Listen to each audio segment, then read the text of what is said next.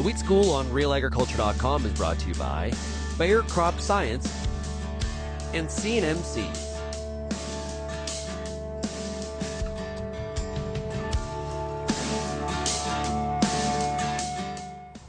I'm Amber Bell, and this is Real Agriculture, here today for an episode of Wheat School with Rory Cranston, who's a technical strategy lead with Bayer. We're going to be talking harvest management. We're pretty much in that timing, aren't we? We are, yes, and it's an exciting time of year when we can get into the field, and just thinking about what we can do to get in the field quicker, maybe some management as well, and just, making sure we can get good quality grain into the bin. So what are we looking at for some of those management techniques to get into the field quicker and with good quality grain? So definitely it's always scout, and I always think of, the season we've had before. I do think that we're probably going to be in a fairly good situation. Lots early seeded, and then kind of that dry start really rush things along to get it to those appropriate stages.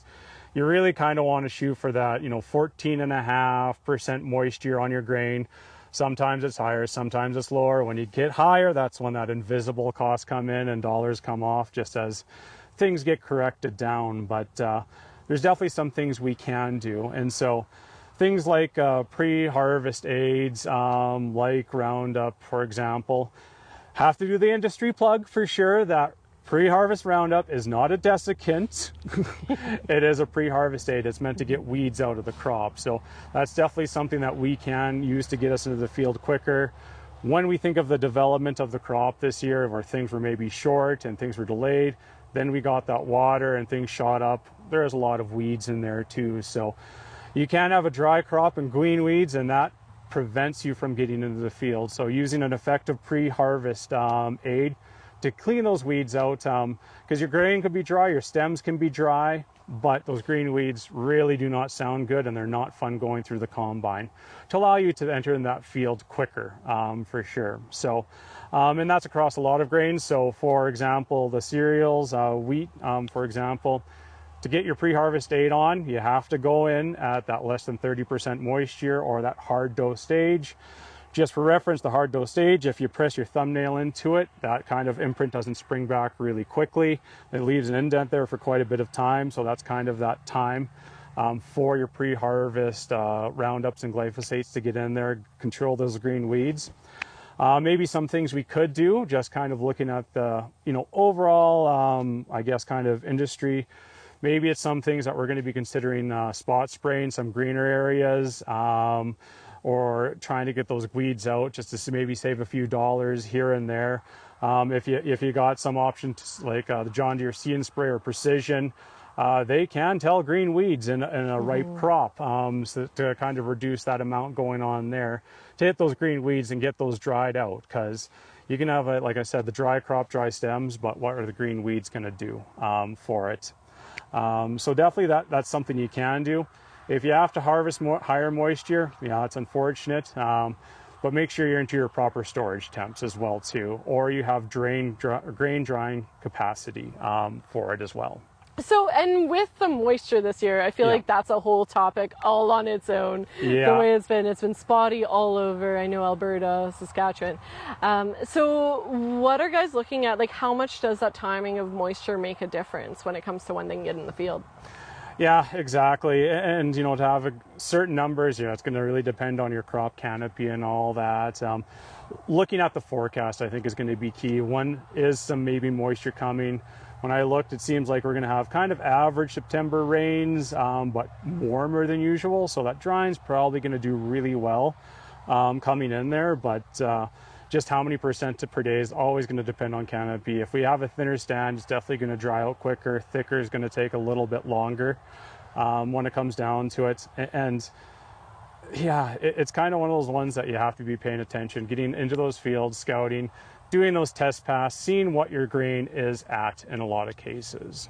What would be an ideal canopy cover then if we're looking at that? I mean, of course, it's too late this year, but for seeding next year, is there an ideal canopy cover that you'd want to be able maybe protect from unwanted moisture, Yeah. you know?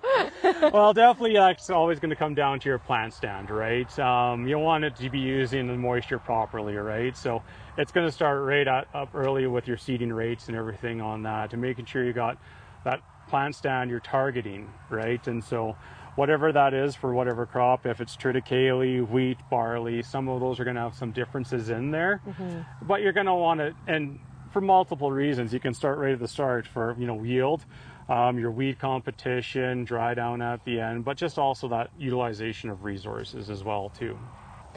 So when it comes to that moisture at harvest time, how much does that impact fuel costs, equipment costs, you know, and of course ultimately ROI?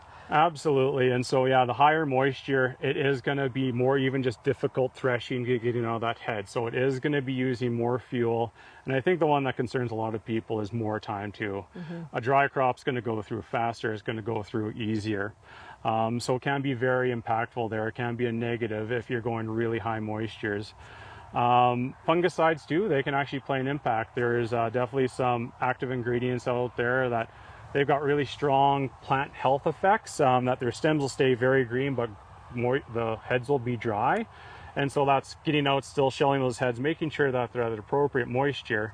But that green straw is still going to cause a little bit of issue when it comes down to it for threshing and just a little bit more effort to get through. So yeah, the wetter it is, definitely that's going to be an issue for time, money, or fuel. Time, I think, is one of the bigger ones, and getting through the crop. Sometimes we want more acres per hour, that's for sure.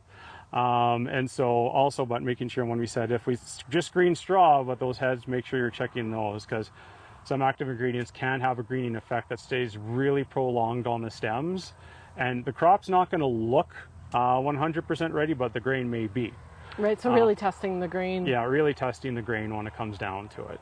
Right, yeah. And any words of encouragement as we go into this harvest season? I always look forward to this time of year. It's always exciting when you actually get to see that coming into the bin.